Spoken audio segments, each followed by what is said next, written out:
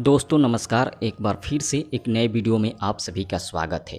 दोस्तों hit machine Khesari Lal Yadav ji का 2023 सावन में कितना गाना आएगा और कितने चैनल से आएगा, ये सारा जानकारी आज की इस वीडियो में देने वाले हैं, क्योंकि बहुत सारे लोग जानना चाहते हैं। चलिए शुरू करते हैं बिना देरी के। दोस्तों सबसे पहले आपको बता दें, खेसारी लाल यादव जी का 2023 सावन में 5 चैनल से गाना आएगा। पहला तो अन्नपूर्णा फिल्म से रिलीज कर दिया गया है और दूसरा बदनाम इंटरटेनमेंट से कल रिलीज किया जाएगा, इसका टीजर आ गया है। और तीसरा जो गाना आएगा बुलू बीट भोजपुरी से आएगा और चौथा जो गाना आएगा खेसारी म्यूजिक वर्ल्ड से आएगा। और पांचवा गाना का अभी खुलासा नहीं किया गया है।